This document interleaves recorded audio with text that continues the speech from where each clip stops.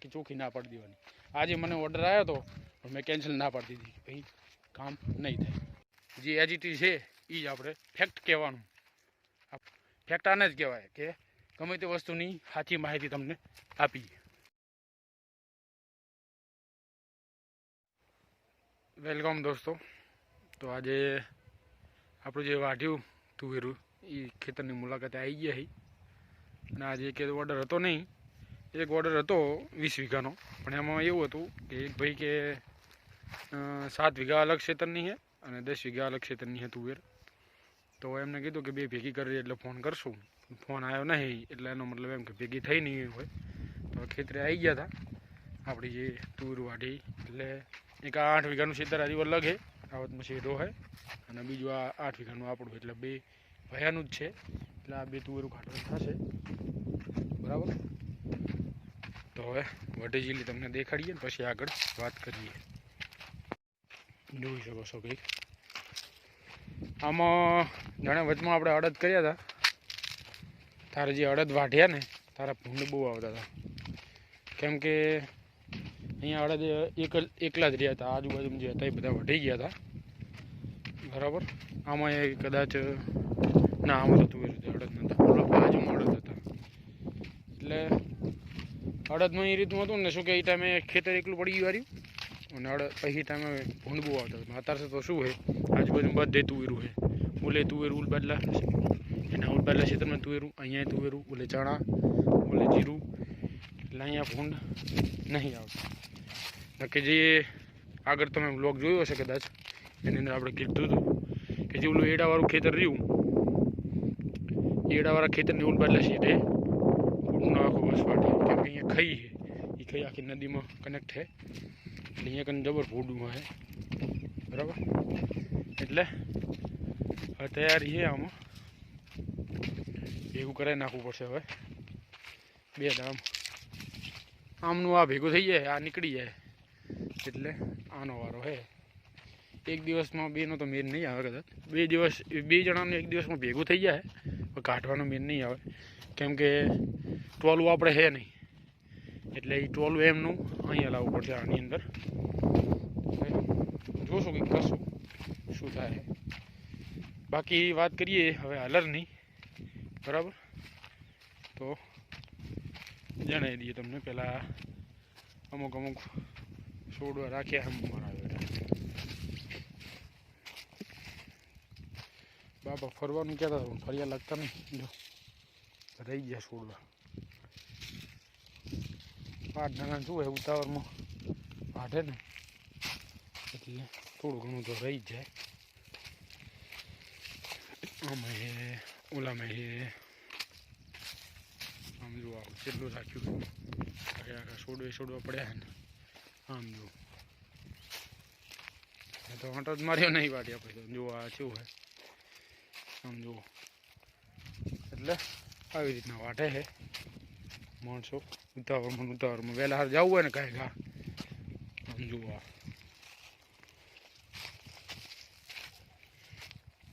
જોઈએ હવે 8 વીઘાની છે, બરાબર. કેટલી થાય તુવેરું વગર પાયેલી છે, અને પછી ફટાફટ આને ક્લીન કરી નાખશું. ઓર્ડર આવે તો બરાબર છે, કે પછી દોઢાણે આને હાંકવાનું ચાલુ કરી નાખશું, જમીનનું શોષણ ના થાય અને હાલ્યા રાખે. જોઈ શકો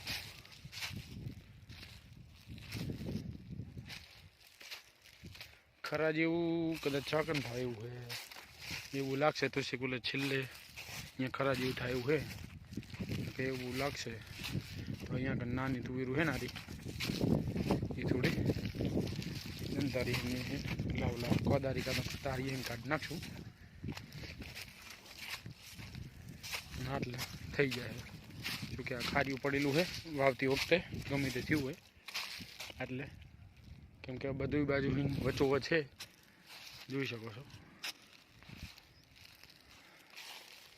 ભેગું કરવું પડશે અને કાઢી નાખીએ.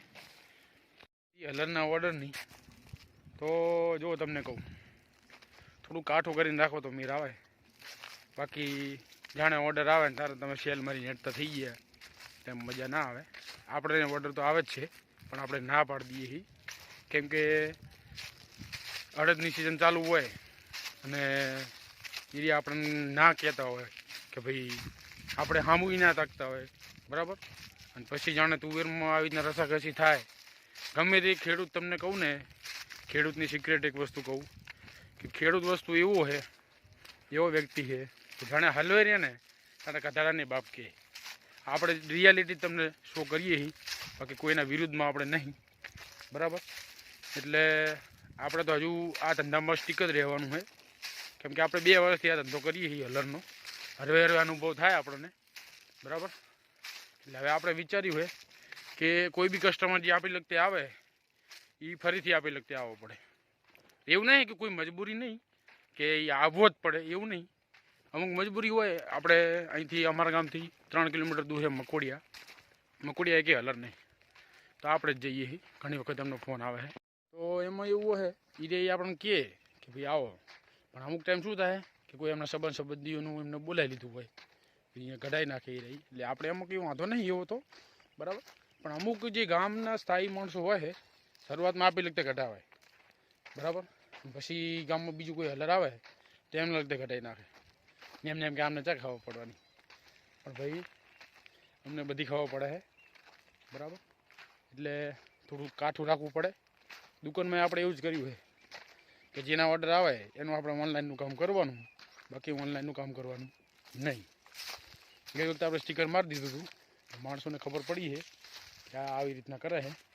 પણ આપણે આપણા નિયમમાં કાયમ રહેશું, બરાબર. હા, આપણામાં કંઈ વાંક હોય તો માણસો કહી શકે. વાંકમાં એટલે આપણે એમને ક્લિયરિટી ના આપતા હોય, કે આપણે એમને ટાઈમે હાજર ના રહેતા હોય, કે આપણે કંઈક ગમે તે એમને જે જોતું હોય આપણે પ્રોવાઈડ ના કરતા હોય, તો એ આપણને કહી શકે, બરાબર. એટલે અત્યારે તો શું છે, બધામાં ઘણા હલર થઈ ગયા. અમારા ગામમાં 8 હલર છે, તો આખા ગામમાં બને ત્યાં સુધી જમીન હશે 2000 થી 3500 વીઘા હશે, બરાબર. બહુ વધુ નહીં હોય, તો એ 8 હલર થઈ ગયા. બધી સમાજમાં અલગ અલગ હલર થઈ ગયા. એટલે અમુક તમારે સ્ટેન્ડ લેવું પડે કે ભાઈ જે બી કસ્ટમર આપણા લગતે આવે અને જે પહેલેથી આપણી લગતે જોડાયો હોય, પહેલું એનું કામ થવું પડે. પછી એમ નહીં કે બીજાનો ઓર્ડર આવે ને બીજાનો ઓર્ડર લઈ લીધો આપણે, આપણું કામ થઈ ગયું ચાલુ, એવી રીતના ના હાલે. કોઈ બી ધંધામાં તમારે લોયલ રહેવું હોય, બરાબર, તો જે પહેલો શરૂઆતથી આપણે હારે છે પહેલો એનો ઓર્ડર, બીજા બધા ઓર્ડર પછી આપણને યોગ્ય લાગે કે ભાઈ આમાં જાય એવું છે તો જવાનું, બાકી ચોખ્ખી ના પાડી દેવાની. આજે મને ઓર્ડર આવ્યો હતો પણ મેં કેન્સલ ના પાડી દીધી, ભાઈ કામ નહીં થાય.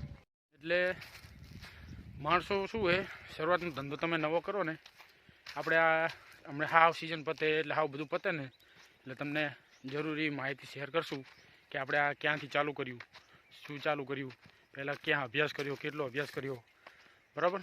બધી આપણી ડિટેલ તમને શેર કરશું. અને ચેનલમાં નવા હોય તો ચેનલ સબસ્ક્રાઈબ કરી લેજો. આપણી જરૂરી એવી માહિતી જ આપણે શેર કરશું, વધારાની બકવાસ આપણે નહીં કરીએ, બરાબર.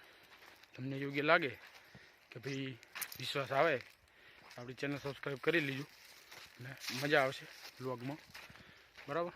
એટલે કસ્ટમર તમે બનાવો ને તો લોયલ કસ્ટમર બનાવવા આપણે, બાકી ચકલીઓ જેવા નહીં બનાવવા કે માળામાં આવ્યા કામ પત્યું નીકળી ગયા.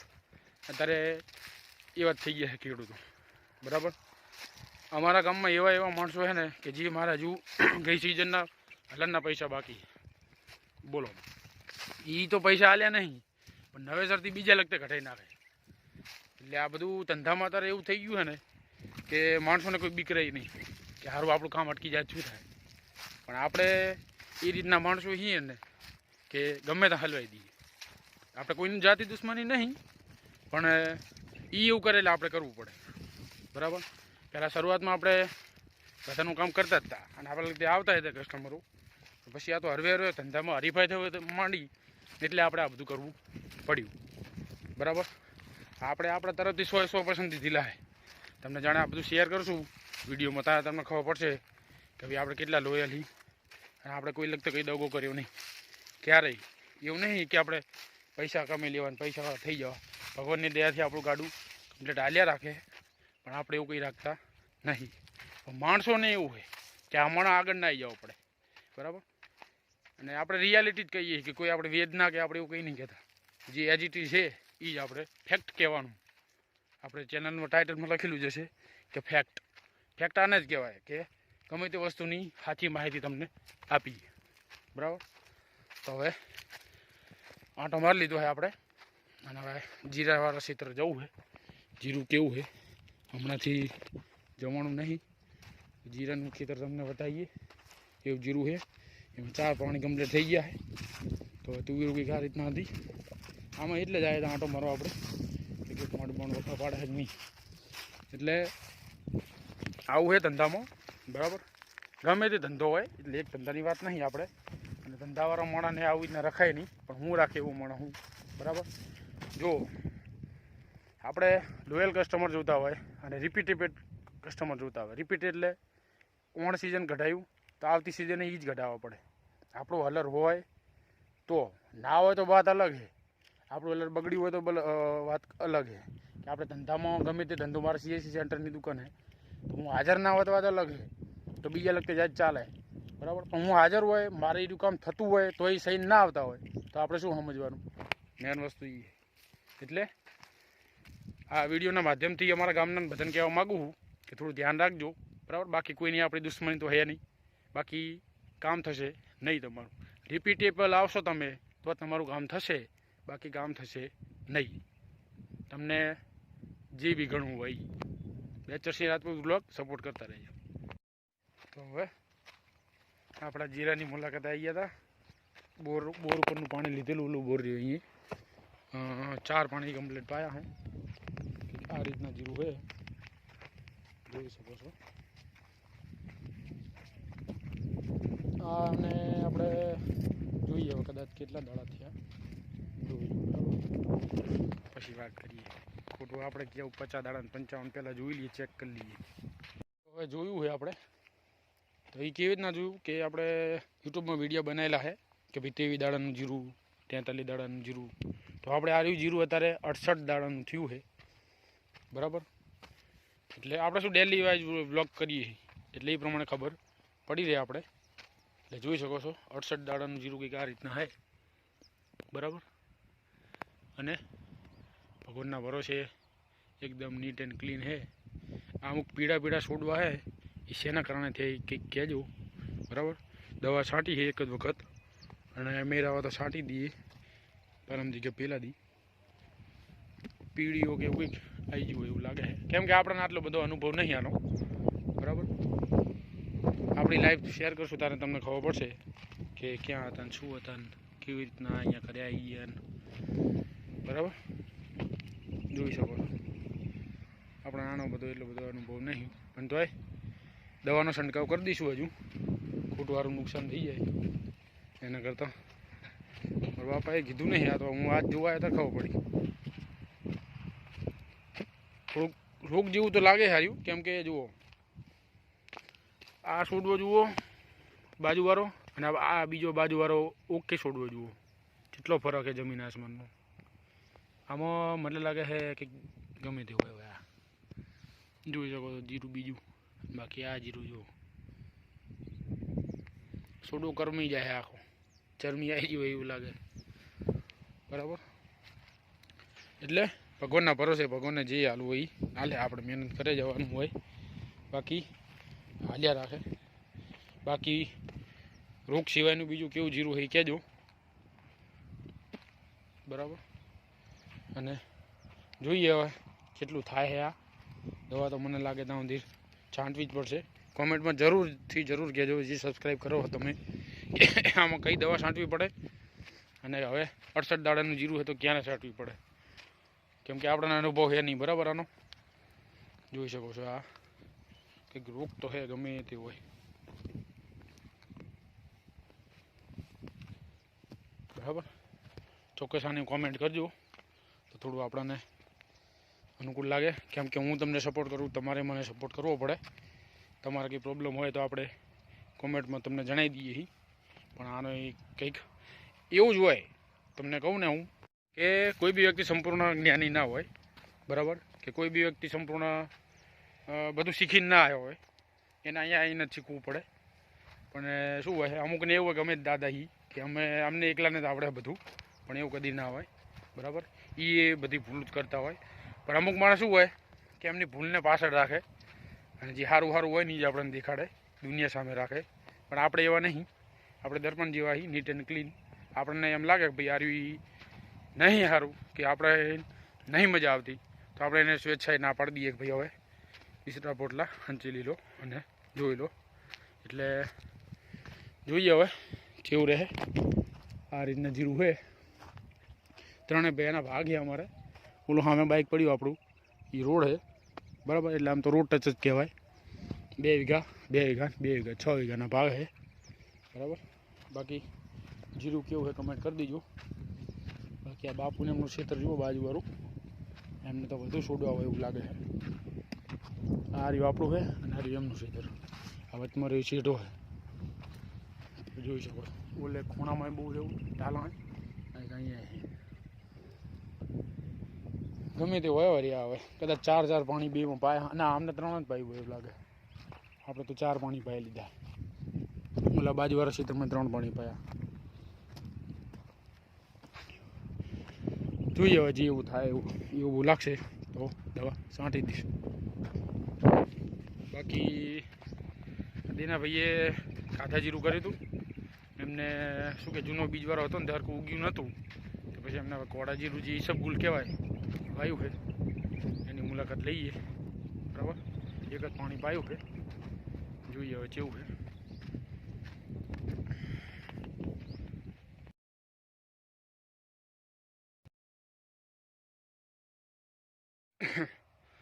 આખું ખેતર છે એમનું, અને ઈસબગુલ જો આ રીતના કંઈક ઉગ્યું છે,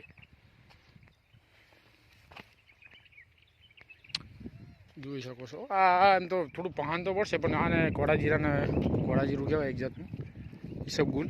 એટલે આને વાંધો નહીં, આમ તો થોડું લેટ આવશે, પણ આમ કમ્પ્લીટ ઉગી જાય, જોઈ શકો છો. ખેડૂતોને એક જ કહેવાનું તમને કે નવા બીજવાળા જ વાવો. નવા બીજવાળા મીન્સ કે એગ્રો મહિના જ લાવો. ઘરે આપણે પડી રહેલું હોય એ આપણે એટલી બધી માવજત ના કરી હોય.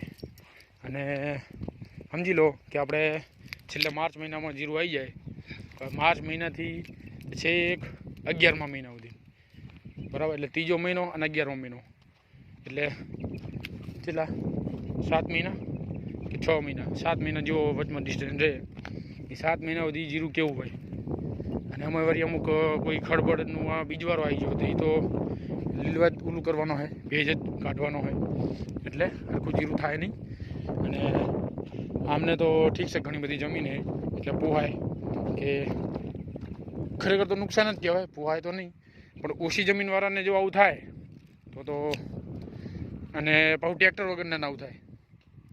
પાછું ઘરનું ટ્રેક્ટર અને બધું ઘરનું હોય, બરાબર. નુકસાન તો છે જ, પણ આપણે ધારો કે ઓછી જમીન હોય તો તમે આવું નુકસાન થાય તો કેટલું બધું ઓલું થાય. ધારો કે 8 વીઘાનું ખેતર હોય તો 8 વીઘાનો ઘરનો બીજવારો વાયો, એટલે એ જીરું જીવ હોય. પછી એનું હકામણ જીવ હોય, જે ટ્રેક્ટર ના હોય ને હકામણ તો થાય, એટલે કે 300 રૂપિયા ચાલે, બરાબર. એટલે 8 તારીખ 2400 રૂપિયા તો એ ભાને એકું નાખ્યું હોય. પછી એમાં 2 પાણી પાયા હોય, ભાવ ખાતર કદાચ બીજા પાણીએ નાખ્યું હોય, એટલે ખર્ચા ઘણા હોય. થોડું વિચારીને, અને હું તો કહું એ જીરું તો આપણે જે પડ્યું હોય વેચી મરાય અને નવું જીરું લાવી દેવાય એગ્રોમાં. એ નહીં થઈ રહે કે ફેર ના પડે, પણ નવું જીરું તો કમ્પ્લીટ ઉગી જ જાય, વાંધો ના આવે, બરાબર. તો હવે નીકળીએ દુકાન બાજુ. અને આજનો વ્લોગ સારો લાગ્યો હોય, સપોર્ટેડ લાગ્યો હોય તો ચેનલને સબસ્ક્રાઈબ કરી લેજો, HRC રાજપૂત વ્લોગ, બરાબર.